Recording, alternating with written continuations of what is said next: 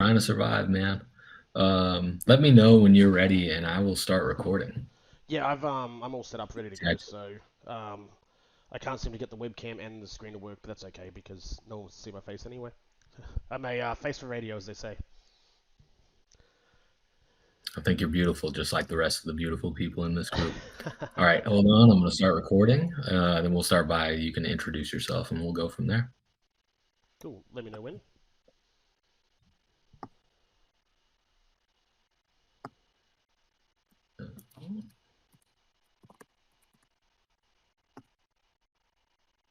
So yeah, I just saw it pop up then. All right, everybody. We are live. This is Jonah with AnonyDoxx. I have here Mitch from CryptoVillages.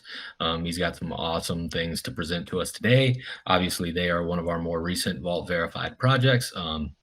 Mitch actually took it on himself to have the entire team vault verified, not just KYC'd, but wants them all to go through background checks, just like you would, in traditional businesses or as a traditional enterprise. You always want to know who's working for you. So we're in the process of that as well. Mitch, would you like to introduce yourself and your background? Yeah, cool. I will also point out that the most of our team, except minus Andy, live within about 40 minutes of each other. Andy himself is going to be visiting next month for a few weeks to get this beta smashed out of the park. So it's more so, I think that in the space, having these, KYC protocols, having background checks, etc. It also gives, the consumer, our investors, more peace of mind because, even though I know that, for example, Zeus was meant to be next to me right now, but there was too much traffic, so we had to turn around. Even though I know those little things, investors themselves don't necessarily know these little, quirky things. So it's good to just, have the entire team just everything in order to kind of inspire confidence, which is what we want to do with our project. On that note, so thanks for having me, Jonah, and thanks for everyone for coming to listen. Today I'll be talking to you about our stakeholder buildings. Our stakeholder buildings are the passive income aspect of our project.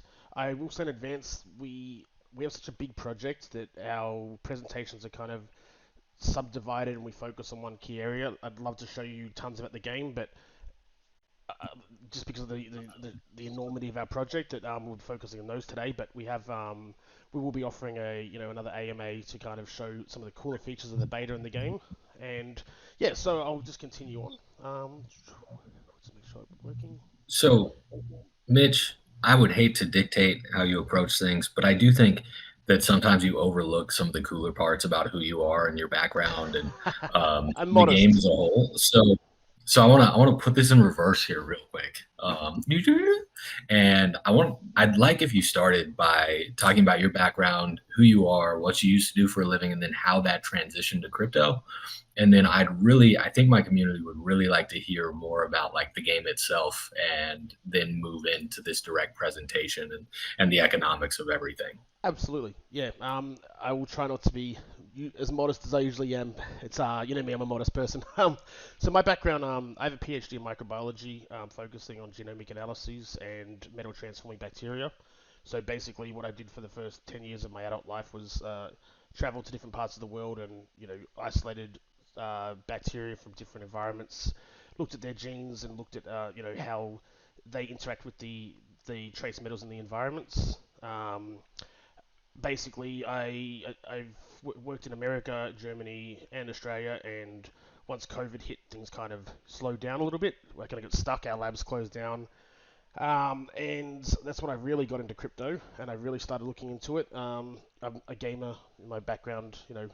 Whenever I'm not working, I game. My entire room's decorated with gaming memorabilia and things like that. I've done, you know, 25 years of hardcore gaming, and I got into crypto gaming. And the first couple of months were amazing, and I really enjoyed, crypto gaming. But then I kept finding project after project was either a rug or, it was just poorly designed. And Zeus Nick, he's a good friend of mine. His background, an engineer, and we kind of got together and decided, hey, you know what? Let's put our heads together and let's see what we can do. And things have kind of just been snowballing ever since. How's that one for a background, Jonah? That is so much better than you usually introduce yourself. Like that is fantastic. Um, for everybody here, Mitch really likes to not talk himself up or not talk his project up to the point where like he almost didn't bring certain things up to me that I would have been offended if he never brought up. So um, yeah, I love that. Can you tell us more about the game itself, and then tell us about the team behind it too? Like how many members you have.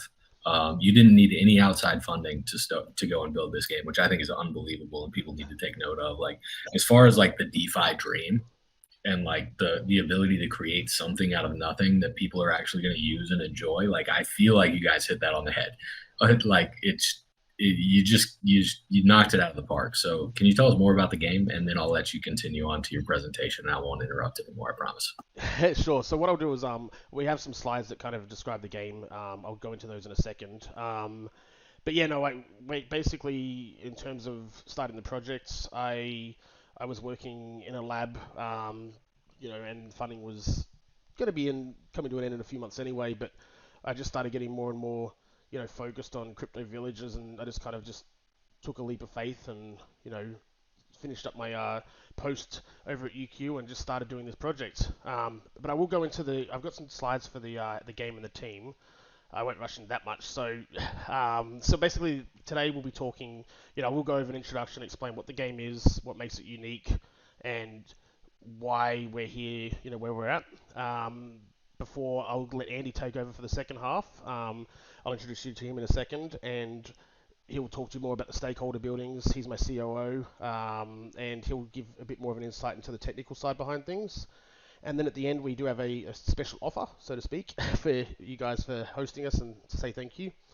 And yeah, we'll go into the introduction just very quickly. Let's go to the next slide.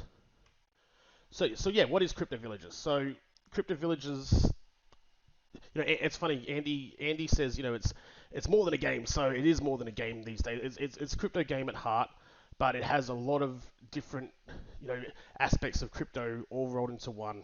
So we have the traditional, click to earn for people who just want to come in and just want to work out the economics and do the basic stuff. But we've got actual gameplay with skill to earn where people can compete either like against each other or together. But then the thing that excites a lot of people is the passive income. We've designed an ecosystem that the more it's the volume's driven by players. So we have a few different utilities now for those stakeholder buildings, which we should get into. But yeah, it's just like it's a combination of a whole different myriad of elements that put together to make the game. Andy, are you there at the moment? Have you? I am indeed. I Would am you indeed. would, Sorry, I just unmuted there. would you like to do this part because you're the one? I'm the humble. The one of the two. You can probably explain this quite well.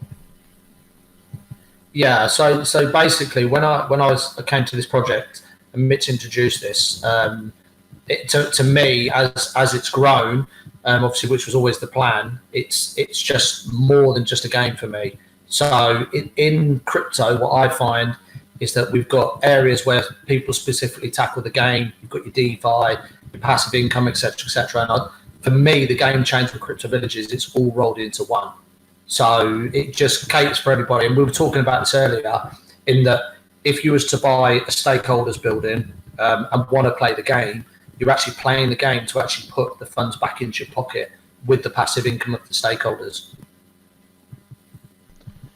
Yeah. So it's kind of we'll go into those details in a bit more detail shortly, but I'll go into a bit more of a background first because I know Jonah did ask that of me, and I know I have a tendency to go off topic. So what I'll do is I'll just briefly there we go. I'll just explain the rationale behind crypto villages, why we started designing it. Then I'll introduce the team, and then Andy will take it away for the rest of the presentation. So when you asked me earlier, about the project, and I was kind of talking about going into why I went into the project. This is kind of the background as to why these are some of the reasons that Zeus and I originally started this project. Rug pool was getting sick of rug pools. There were also short-lived projects where the economics weren't well thought out at all. Poor token management. Where a lot of not so much poor token management, but where projects used that they launched the token and they they take from the liquidity pool to fund the game, and it kind of ends up having a bit of a mess, of a bit of a mess of a token history by the time launch comes, and also no future planning. The goal is to get the game out, make they make their money, and then just see how things go. And those things combined, I see as big issues in the crypto gaming community. And so we kind of, got the pen and paper out and kind of thought of, how do we, resolve these issues. And so, for example, with rug pulls, there's teams who are you have no idea who they are, or and there's all these they either rug pull outright or they fake a hack or internal sabotage, that type of thing. And I found that was getting more and more frequent where, oh no, our random developer who we never knew who he was just drained the liquidity. We didn't, those types of those types of stories. And so what we've been trying to do from day one is to be 100% transparent in every way possible. We are very straightforward with what's going on. We don't fluff. We don't hype drive. We basically show we have every single wallet that all the addresses on our white paper. Anyone can track those, keep track, and see what's going on with those. And yeah, we're all fully doxed. Our donors aren't hidden. And in addition to that, as of recently, we're fully verified by AnonyDoxx. And I think Jonah. I'm kind of like a verified +1 because I actually flew out to meet Jonah, which was kind of cool. So he knows I'm a real person at least. um, and yeah, so that's kind of our how we avoid the avoid that. Sorry, I saw you were trying to talk there, Jonah. No, I was just gonna make a joke. I was gonna say, and you're one of the few people who knows that I like to get really drunk and dance to bad music, or what I thought was great music. I still think his band was fantastic. Well, the Savannah Heat, I passed out at 5 p.m. Completely sober, passed out at 5 p.m. because of the heat, and woke up at 9 o'clock and had to find everyone. So, but yeah, no, that was a great visit. So, anyway, yeah. So the next thing is projects being so short lived. Whoops, what's happened there? Oh, we've missed. Oh no, that's right. Sorry. I'll go back to that in a second. But yeah, so short-lived projects. So projects that they rush through the beta. They promote ultra quick ROIs to get hype. People jump in thinking they can make quick money, and then they burn out quickly. They're pump and dumps in a game, not in an intentional way, but they're just not sustainable. And so what we've been doing from the very start is we've to this date we've paid for no marketing. Everything has been organic. Word of mouth, coming in and having chat to people like yourselves. And we believe that's the best way to focus, build that community that from the ground up they've seen what we can do, what we're doing, and also ROIs that are realistic. We're not offering some of these projects offer 7-day, 14-day ROIs, which just isn't sustainable. So on our white paper has the expected ROI of the different buildings, etc., and they're definitely sustainable. So this game is for people who want the longer, more drawn out, fun experiences. And I'll go back to that team slide in a second. So I'll just keep going on with this. I put it in the wrong spot. My apologies, guys. And yeah, so the next, poor token management, and I have used an example here, and I have hidden the name of it, but this is an example of a current project. But as I was saying before, if games that launch the token to fund the project and they sell off token to fund the project ends up having a graph, as you can see here. This game hasn't even launched yet, and anyone jumping into this would go, "Whoa, what's going on here?" It's not something that looks desirable for investors. So what we've done is we've had a private token sale, and we've had you know we have raised some funds there, but that token isn't being released until launch because crypto gaming, the one advantage is that it has immediate utility. There are projects that you need to wait for utility, etc. But with ours, people use the token to play the game. So on launch, we'll have a healthy upwards graph, and people who purchase the token will actually have a use for it. So that's kind of how we alleviated that problem because as you can see with the graph that I've pictured here, and I'm not saying which project it is, but as you can see, it's a mess in the nicest way possible. So, and the other thing is, the final part is no future planning. So these projects, like other crypto games, we found there was issues with just they launch and then that's it. And so what we've done is CryptoVillages is like phase one of our much larger grand scheme of things. We want to create like a link of games. So what I have got here for today is a 30-second demo of our PvP expansion, which you'll notice is a bit different graphic-wise to the original, but it's kind of cool. So this is one of our NFTs that you can actually use in the game, and we're just going to make a bit of a demo video here.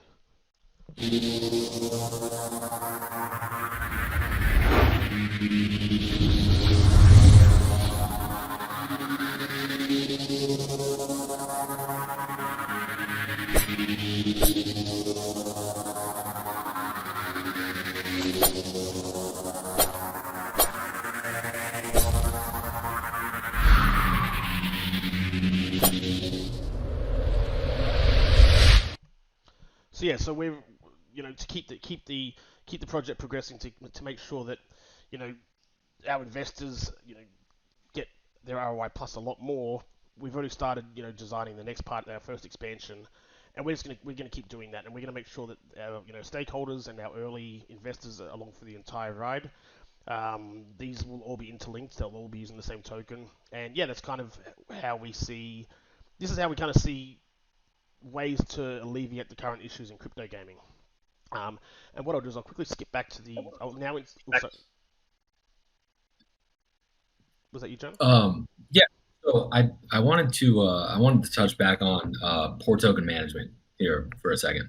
So I was actually in a conversation. I think it was on one of the roundtable crews, kind of like public forums the other day, and someone was asking about a new gaming token, and I felt like it was about just the same as all the others. So what a lot of these tokens are doing, and I won't name any names either, is they're releasing a very small supply into the market and then keeping like an absurd amount that was either allocated towards pre-sale or it was allocated for the game itself, or the team itself. Like 90+% of the tokens aren't out in the supply right now.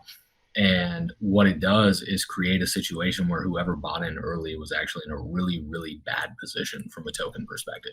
And I think I know the chart that you have up right there, and I won't mention them, but it was one of the games last year when this started booming. Everybody was really, really high on. But if you looked at the tokenomics of it, they sold 92 or 80+% of their supply at minimum prior to launch. And what that does is create a situation where anyone who bought after launch is almost guaranteed to lose money because there's no supply left. They're just waiting for you to buy it so they can continuously sell it off. It doesn't create a growing economy. And something that I appreciate about you guys is one, that you're launching with an actual game. And for the record, everybody, I'm actually in the beta test of this game and it does work. And then two, it's that you actually took this stuff into account and you're taking crypto gaming and actually making it like a feasible means to make a positive ROI in what you're doing. A lot of crypto gaming right now is just a deflating asset because of the way their tokenomics are. It's always going to sell off on you. You can continuously play it and try and earn more, which is awesome. I think the concept's great, but the way that most people have designed it just isn't positive right now. So the fact that you're even taking that into account is fantastic. Oh, thanks. Yeah, it's also the other thing as well is that these projects they raise the money and they say, oh, we'll make a game after after we've raised all the money, and I don't think they realize how hard it is to make a game. It is a lot of work.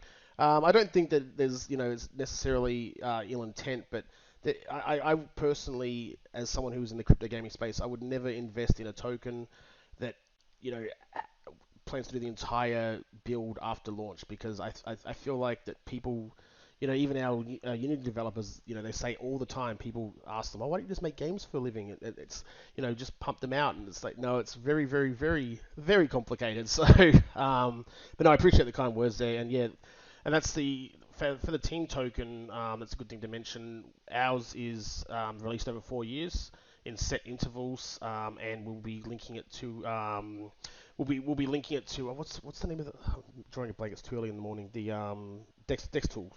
Is it Dex Tool bot? I think it's just so sales are small and only at times when there's the token's in a positive position. So okay, and what I'll do is I'll go back now. Yeah, so for anyone who didn't hear that, that's 4 years. And for a lot of these projects, like for us, like every quarter we get a release, and that was a really long time at the time we were released. That's 4 years is a long time. So that, it shows commitment.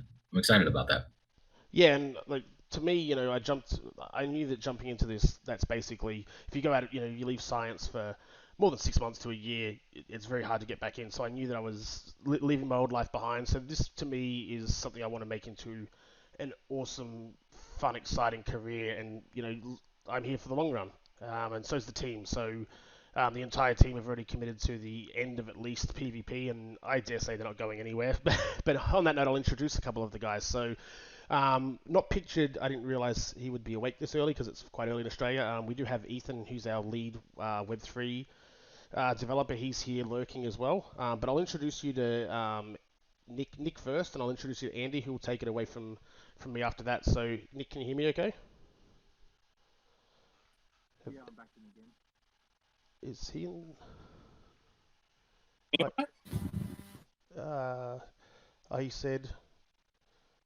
He said I was kicked from the voice chat. Okay. Can you enable CV Zeus to say a quick hello? It looks like he should be able to speak. His mic might not be working. Can you hear me now? Yep. Hello. Yeah, we got you. Okay. Yeah, I was briefly just there, but I got back in.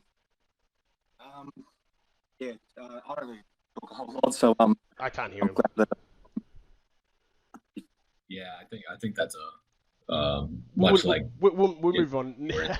But Yeah, Nick, we'll give you another opportunity then. Sorry, man. Yeah, so Andy, can you hear us okay? I can hear you loud and clear. Perfect. So if you would like to go ahead and introduce yourself, and I'll just continue moving the slides forward for you after that. Yeah, no problem. So my name's Andy. Obviously, I'm from the UK. I don't have the pleasure of living in Australia yet. Whether I move there yet or not, obviously, it's determined. Obviously, how I get on with Mitch. Obviously, when I come over. My background is I've obviously worked in London for some big corporate companies. I've owned my own business. I've decided to quit that business, believe it or not, and help Mitch and the team deliver this full time. So my personal aspirations myself to make this work and make it be a massive success is absolutely number one on top of my list. So yeah, so from that, obviously, that's not my slide, Mitch. Yeah, I just realised we had one more. So I will jump in for 2 more seconds. I apologise, guys. These things always run well in this the pre run through. But just to finish off, currently our beta is going quite well. We now have mobile phone core functionality. For those who have beta access, there's the URL at the top there. We have players can log in, they can deposit, withdraw. We have the base game functionality. We're currently at the moment finalising the wilderness rating and then the marketplace functionality. And we're looking at a late September release date. And everything's going absolutely amazingly. Ethan is a legend, and he recently spent a week here. We decided he flew up and joined the rest of the team, and we just started just really taking it, finishing this beta as quickly as possible so we can start really promoting the game.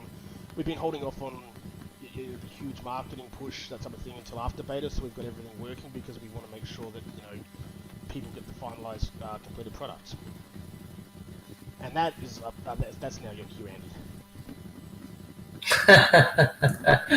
Yeah, so following on from what Mitch has just said there, obviously the purpose of today was not so much to go into the game aspects of things just because we could be here for hours. Obviously, we wanted to focus mainly on the stakeholder buildings, which is the passive income side.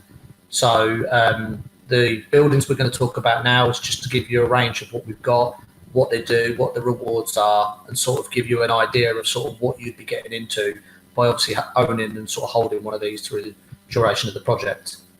So if you want to pop onto the next one, Mitch. So this first one is one of 4 different types of buildings. So this is a trading post. I call this kind of the entry level. So, for a small fee, which you see at the top left-hand corner for $500, this will get you a trading post. This will sit on the map, and this will give you a nice entry just to give you part of the passive income, which is divided by the amount that we'll show you later on in the following slides. So there's a total supply of 275. You can see that we've sold 193. So there's quite a few left, to be fair, at this point. these buildings right now, they've got massive demand because they kind of sit at the bottom. So we expect these buildings to kind of sort of filter out towards the end of the stakeholder buildings as the higher ones get knocked out. So if we go on to the next level up, we've got the bazaar. So you'll see the difference with this one compared to the trading post was the trading post only owned one share, whereas the bazaar gives you 3. So there's a total of 1,425 shares, which is divided by these number of buildings. And obviously this one here gives you 3. The cost is 1,250, and there's a shorter supply of the buildings. So if you kind of work the maths out, the ones before the trading post, which were 500, to give you the equivalent share, which would be a bazaar, that would obviously cost you 1,500, which I'll give you an example later on. This is the bank, which obviously is the next level up. I call this sort of the exclusive group because obviously it's a very detailed building. These are $2,500, very short supply, and these give you 7 shares. So if you do this in comparison to a bazaar, if you were to buy 2 bazaar buildings, which would be the same value, you would only get 6 shares from them versus a bank. And then finally, moving on to the last one, this is the castle. This is the royalty section, which we only ever designed 15 of these. And the reason we did that was because these castles were open to sort of, early investors, sort of trying to give them sort of a personal touch to the game. And obviously very, very limited supply. And you'll see the total shares at the top there give you 15. So if you sort of compare this to the banks, you would need 2 banks for the same value would only give you 14 shares. This gives you an extra 1. So it's kind of giving you that extra little bit each level you sort of step up. Unfortunately, there's no castles left. So obviously we can't sell you any of those, but we can definitely sell you some banks. Just to chime in for a second, so with the castles, we have each person who owns a castle gets a custom castle. They work with our 3D artists. And I was speaking to Jonah the other day. Jonah is one of the people who owns a castle. And Jonah, if you remember, a good idea that you threw out was potentially you could have a community-built castle, getting some people to throw some design ideas in, and we could get our 3D artists to come into your server, do something like that if you're interested. Yes, absolutely. I actually want to do a competition around it. We'll get to that towards the end. Yeah. We want our castle built, and whether or not we want it to be like X-Force themed or Sad Blueberry themed, or just AnonyDoxx or Valid Entry theme. We'll move forward. Yeah, so we can talk about that. So our Marco's our 3D, one of our 3D artists. He'll be happy to jump in, and he can do some really cool stuff as you've seen so far. But anyway, Andy, I'll just continue. I'll pass it back to you. Yeah, no, it was a good mention. To be fair, I mean, the castles are unique as you say. So yeah, pushing on. So this part here, the reason we put this example up here is it was something I was talking with Mitch earlier today, is although the bazaar building itself would be cheaper to buy to obtain 3 shares versus buying 3 separate trading posts, there's actually a spin to this in that if you bought 3 trading posts and later on in the game, you've been playing it for a couple of months, you've got some great ROI, and you decide, what, I'm very happy, I would like to sell one of my buildings on the marketplace to get some returns, but I don't want to exit from CryptoVillages. The 3 trading posts in this example would be a better option versus buying the bazaar, for example. So if you were to have the bazaar only and you needed to sell, you'd be completely removing you from the passive income, obviously for the future of the project. The option on the left-hand side gives you that flexibility to obviously get rid of one of those. There will only be a select amount of buildings. There's 501 in total. So we expect the stakeholder buildings to be in like high demand just because we don't expect many people to put them on the market for sale. So just a little tactic there to think about, obviously from an investment perspective, if you wanted to get some returns sort of later on in the game.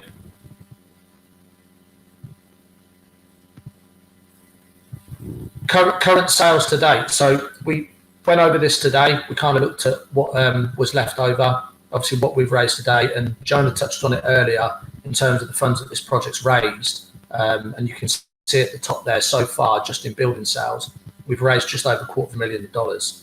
Now, obviously, those funds that come in, we're using those to put back into the game for the development, and that's why we're able, to be able to launch with an actual game rather than sort of sell you something now and say we'll build it later. So you'll see at the moment, you'll see 82 of the trading posts. Obviously, we've already sold. 47 of the banks have gone, 42 of the bazaars, and all the castles are sold out.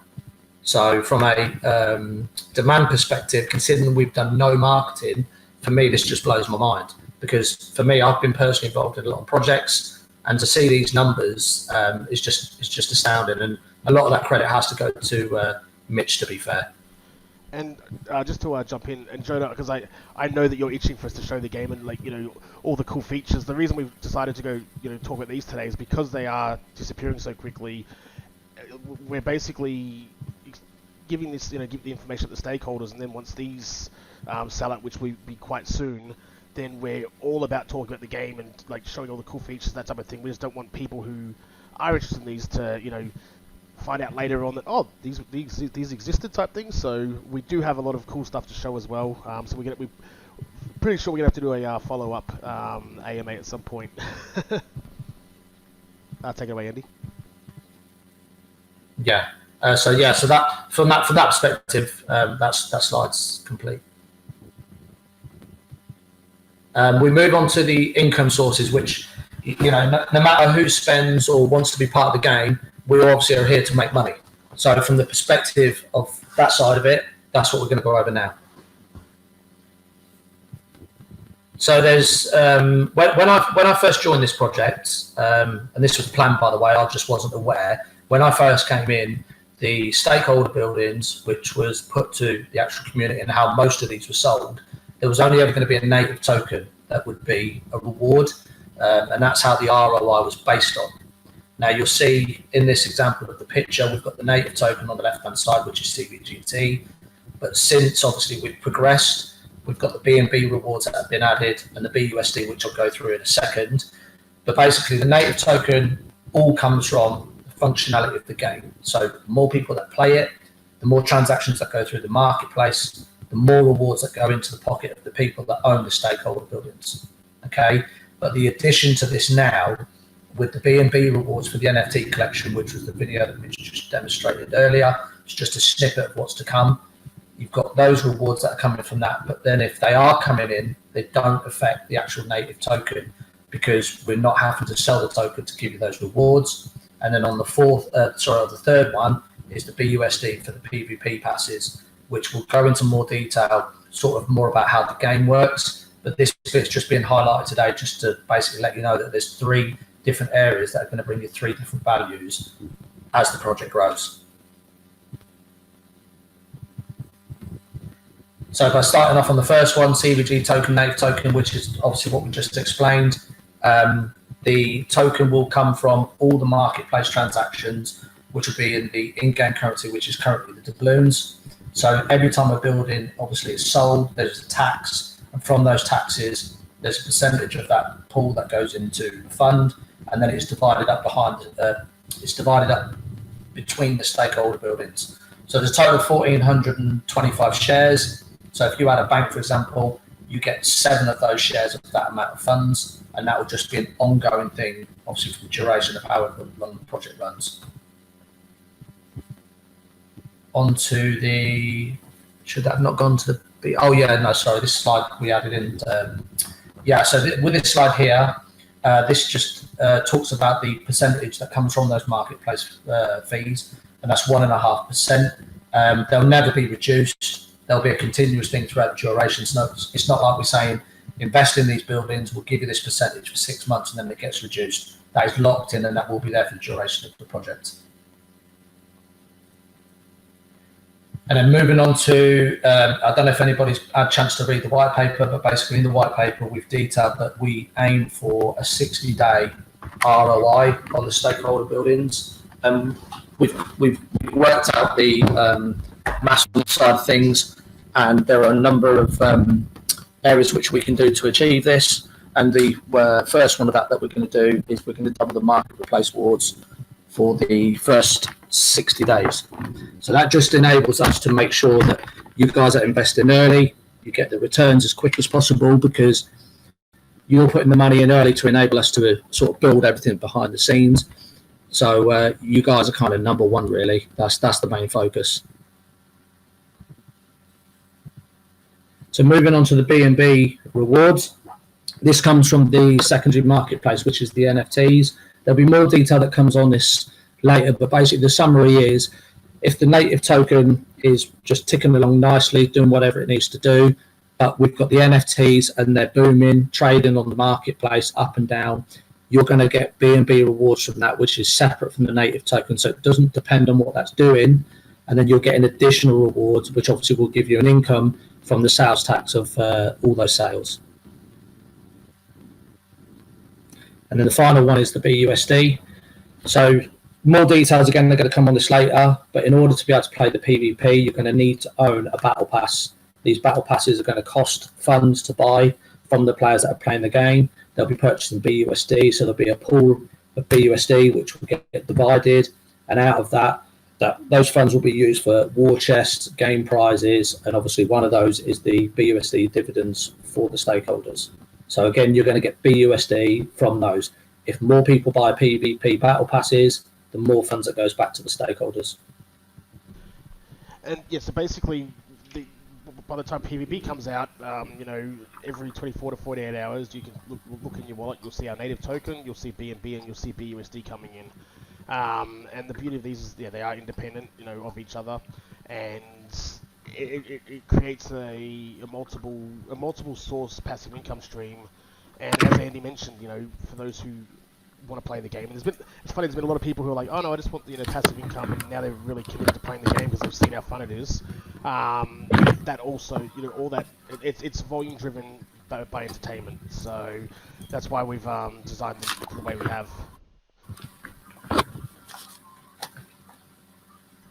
Yeah, 100%. I mean, for me personally, the stakeholder buildings are very, very key to obviously the success of the project early on.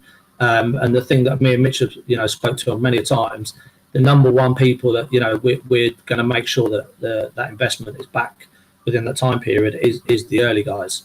So yeah, it's been fun putting utility, and the best thing is we've even discussed that there could be more utility that's going to be added later on. So for the guys that invested early when Mitch was in the early days, they were only aware they were getting this native token, and now all of a sudden they've got BNB, BUSD, and we know there's going to be more. So from the people that are sort of investing early, that's our main goal, is just to keep bringing utility after utility and just not stop, which comes back to the tokenomics, which was raised earlier by obviously Mitch and Jonah, is that without keeping these things coming, the tokens do fail, unfortunately.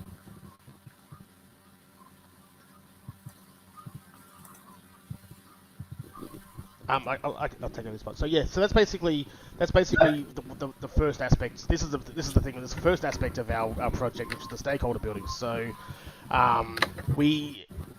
thanks a lot for having us, Jonah, and thanks for joining us, everyone.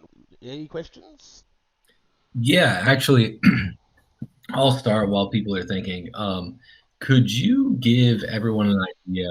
Could you go back to the reflections from sales of NFTs Yes. slide? This one. Awesome. So BNB generated from our NFT marketplace. What NFTs will be available, and why would people buy them? Cool. Yeah, good question. So basically with our PvP, the video you saw earlier, that's one of our commanders, and we have commanders and weapons. They're actually available now. We're doing we've started the minting process already. Not something we're going to tackle today, but if you are interested in NFTs, that was an example of what ours look like. Feel free to message Andy or I about the NFT itself. But basically, for the PvP component, players will be able to play without a commander or without a weapon. But those offer PvP advantages. As a gamer, I'm very much aware of the pay-to-win, like how awful that is in the space. So these will be advantageous, but they won't provide auto win buttons, so to speak. But basically, after we mint out the commanders and the weapons, we will have an NFT marketplace where players can sell them to other players. So as for example, we have a staking function where players can stake their commanders and get like rare NFTs. each season, and people wouldn't be buying and selling, those as well. And all those sales, 4% of all those sales, those secondary sales, will go back to the stakeholders.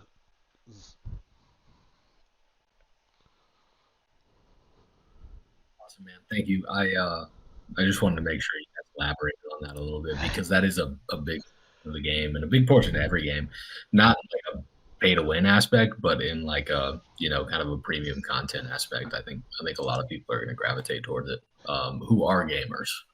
Yeah, no, we've so since the start of this project, we found it next to impossible to cover everything in under 4 or 5 hours. So yeah, we've got all the information for all this is available, in on our website or other AMAs. It's just we always have to pick an aspect to focus on, and because the banks, for example, they're the best value and they are selling out. We wanted to make sure that your guys had a chance to have a look at them specifically. So you and I, we've had a long history in the space now, so I wanted to make sure that we showed my appreciation to you and to AnonyDoxx in general.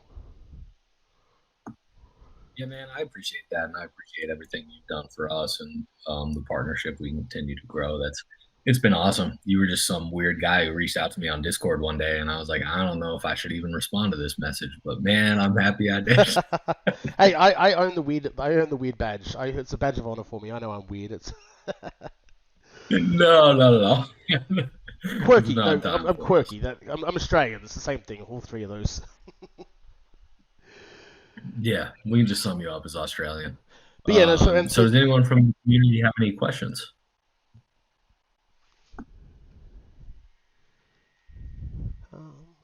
I have a question. I'm not much of a gamer at all. The most I've ever played was probably like The Sims. But I saw something in your Discord about the game being available maybe on the PC first and not necessarily available on the mobile. Is that true, or will both be available at the same time? purely for beta testing, we're doing beta testing in PC just because that authentication for mobile phone is one of the more complicated aspects. But on launch, it will be available on mobile phone and PC. It's just purely because of the beta testing component. We are building. Well, we've built them all simultaneously, but the last thing we'll be testing will be the mobile phone authentication.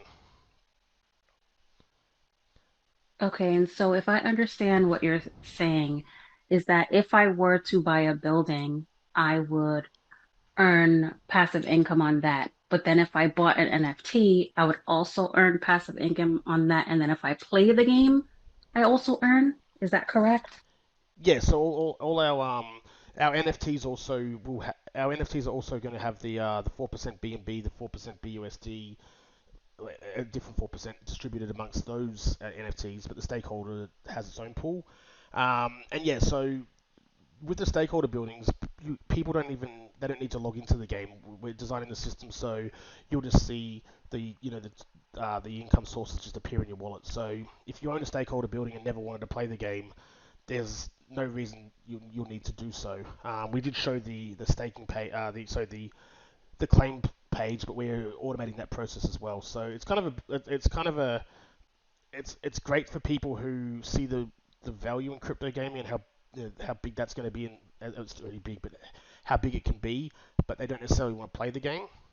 But when people tell me they don't want to play, I make it my challenge to try get them excited about the game. So now I'm gonna have to send you some cool stuff. Well, I'm definitely interested in trying to attempt to play the game as long as it's in mobile version because I kind of try to separate. I work during the day on a PC, and in my brain, if I just separate work and play on my phone, I don't know, in a weird way, that's how my brain works. But so I just want to understand as far as the way to contact, or I see you guys have a Twitter page, you have a Discord page. Is there a TG page or is there not? Because I haven't been able Yeah, to there, find there one. is actually. Just give me a sec. I'll put the link in. What I've done, just while you were talking just now, I've got a quick video clip of the mobile phone footage of the game being played. I'll give you guys a quick look. There we go. Oops. sorry, just put that there. Where did that go? I lost it. There we go. So can you guys see my screen at the moment with the mobile phone? Yes, sir, we can. Yes. Cool. So this is what Ethan has been working on at the same time as the beta.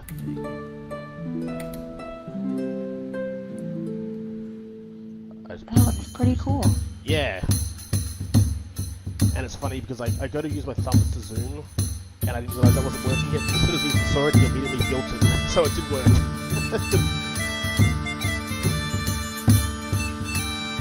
And you're saying that the castles are the only buildings that can be customized, so you're not able to customize any of the other buildings. So we are going to we're going to eventually incorporate skins like cosmetics, that type of thing. And each season when the buildings cycle through, they're going to have different skins. So the older ones will have that the unique look you see there with the blue roof, for example. That's purely for season one. But in terms of pure customization, I'd have to clone Marco probably 100 times to be able to do that. So the castles are fully customizable, but the other buildings will be skinnable. Okay, thank you. Good questions. Just on that one though, Mitch. That's not to say that custom buildings couldn't be built later. That's true. Yeah, we plan on CryptoVillages as the core game. We plan on just adding on and including new features such as, for example, on launch you won't be able to visit your neighbors' villages, but we've already got the base functionality ready to go there, so that's one of the things we want to work on. It's just at the moment for the beta testing, it's purely about the core functionality, but there's going to be a lot more cool stuff coming out in terms of your village. Nice, thank you so much. No problem. Any other questions?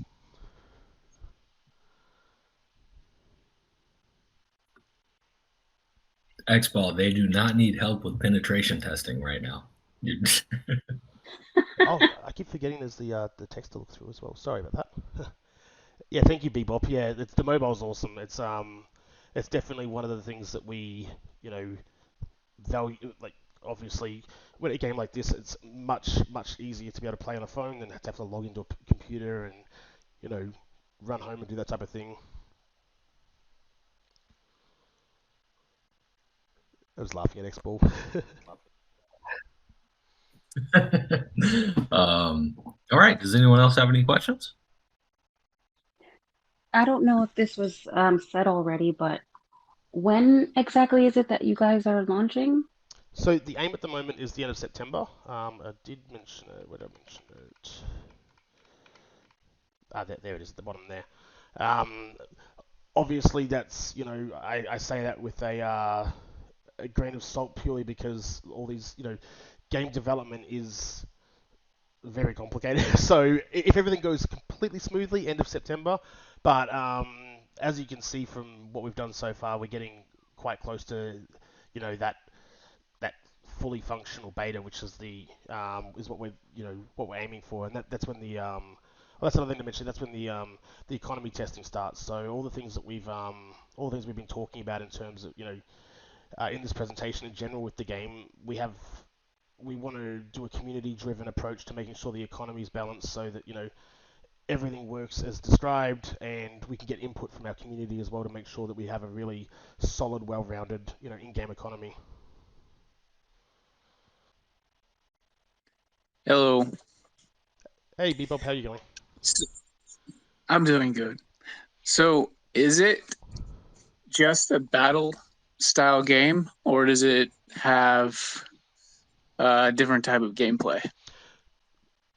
Good question. So we have the core crypto villages, like the village. That's where you maintain your village, so you build, upgrade. That's where the click to earn component does come in, because you earn in-game currency while you do those like basic upgrades. We have a component called wilderness raiding, where you send your troops out to go collect resources, collect those. We have another component called it's a PVM component, so player versus monster.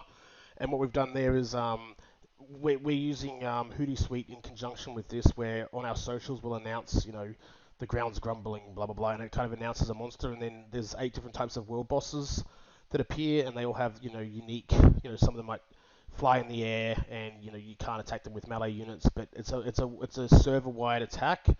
And if you can defeat the boss as a whole, as a server as a whole, you'll get a world buff for participating in that, as well as prizes. So there's a whole different myriad of components.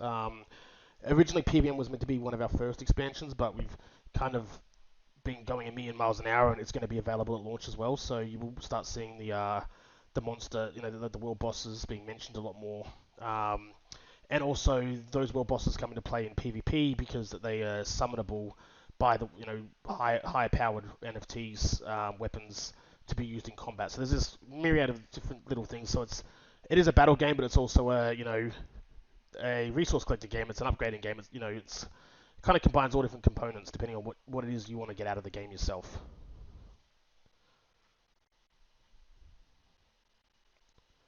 Thank you. And that's one thing I should add as well, that you don't necessarily, so people who want to just PvP, they don't need to play the core part of the game. And people who don't want to PvP, they can play just the gathering part of the game, and the building the village up part of the game.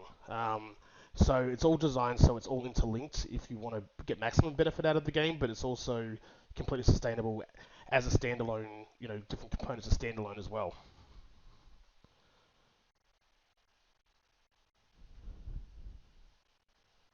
Yeah, I think that's important because I'm not necessarily like huge on PvP, but I do like to build things and be like the king of my own environment. Um, oop, screen issue there. So I think that's fun just to have, kind of everybody do their own thing and be comfortable with what they're comfortable with. So if you don't mind, I will tell everybody our competition. So, what we want is the best castle design for either AnonyDoxx or valid entry, and I'll be giving away 250 BUSD for the best design over the next 2 week period. We want to get that done, and hopefully it gets everybody into the game and what they can look at there. But really appreciate you bringing this to us first. Not financial advice, obviously. I'm a big gamer at heart. I love this game, and obviously I've invested in it. Actually, as an investor, not just a token holder. So I'm pretty excited about it. That'll be fun. Like some of the, I'll showcase some of the castles that the other guys have designed so far. It's good fun. And yeah, that's quite exciting. And I just found out about that competition myself now. But what I was thinking, Jonah, is if you'll have us back at some point in the next couple of weeks, is I can also do get the presentation set up for just the game component. So I can show some of the cool features of the beta. Like, you're welcome to stream the beta at any point. You have access, obviously. Yeah, if you'll have us, I'd love to just talk about purely the game. It's just that the reason I mention this is we are now just starting to do AMAs, and focusing on getting the word out. And I wanted to make sure the stakeholders were mentioned first. But yeah, if you'll have us, would love to show some of the cool things about the game. Yeah, absolutely. We'll schedule that in the near future, and you guys can come on back anytime for sure. Awesome. Yeah, cool. Well, yeah. So we're predominantly we do have Telegram, and all the important announcements and things are put into Telegram because we have members that are Telegram only. But for those who are Discord oriented as well, that's our major hub. So we're a bit the opposite of the way AnonyDoxx is set up. But you're welcome to either our Discord, our Telegram, both. We have a very friendly team, very, very awesome community. I just can't believe how awesome our community is. And yeah, so I guess thanks for having us. If there's no other questions. Oh, there was one. Yeah, absolutely, man. Bebo, Oh, Bebop, you can design whatever you want. Like, some of the castles we've had. Let me just show you a couple of those. Game. Just give me 1 second. So these are. Let's see if this sends through. They'll come through now. So these are some of the castles that our castle holders have designed. You can see they were about 7 meg each. There was about 10-15 second delay. And basically the the best way I find is to just, if you're a good artist, draw like visually, like that's the best way to do it, or copying and pasting different parts of different castles, describe that, and then yeah, I mean obviously your imagination's the limit. We do keep it within line of the law, so we wouldn't have like a Mercedes Benz out the front or anything like that. But we're very good at adapting. So if there is an aspect that doesn't really fit in, we typically suggest 4 or 5 different options, 4 or 5 different options to make things work. Yeah. So, and you can probably see in not this one now, but the next one that's coming up, you can see the Kansas City University mascot that Tebow wanted to have in his castle, and so we kind of made it a statue. Little things like that. So don't let your imagination stop you. Yes. Sorry, Cub. It's just a quick dragon send. But yeah, so that's You're being coached. Well, I'm not a Telegram person, but I was just quickly I went into our assets section of our server and just quickly dragged those. I think my castle's the best. Poseidon, that's my one. I think I've done an awesome job, but we'll see. We'll see if mine ends up being the coolest looking one. I think Tebow and Jimmy would have something to say about that comment if they listened back on this. I like the goofy bird, to be honest. It's pretty cool. But yes, so 250 BUSD, that is paid for from me, not from the company. So you guys get to see my personal DGen wallet. I'm really excited about it. I think it's a great opportunity for us to advertise. I think it's going to be a really cool game. And thank you guys for coming on and all the support you've given us over the past few weeks. And thanks to you as well. And again, thanks for having me in the US. My daughter. I've been saying to you about 3 or 4 times the last 2 weeks. Plan an Australian trip. Come stay. We'll have some fun, and I'll take you around to the couple of Australian attractions. I'm afraid of Australia. Everything kills you there. Like any animal that you run across in Australia is deadly. Here it's just like mosquitoes. Like I get a bad bite. That's pretty much it. But and Australia, it's so hot there. Oh, ugh. Yeah, but I walk outside safe, and that's what counts. So, well, I'll have to keep guys, working on you, but yeah. So thanks so much, guys, for everyone for joining us. yeah, thank you all. If anyone has any questions, tag him in the Telegram. What's your Telegram ID? I think it's CV Poseidon. Generally speaking, Andy is the Telegram whiz. I'm the Discord whiz. Feel free to tag me on anything, but Andy's about 80 times quicker at responding to Telegram than I am. But as for Discord, it's the other way around typically. But yeah, no, I'll type my username here, Poseidon. What's Andy? Well, I've got everything else in the chat, and competition is live. So I'm excited to see what everybody comes up with because I have zero imagination when it comes to design. So thank you all for attending. Enjoy your evening, and happy Monday to everybody.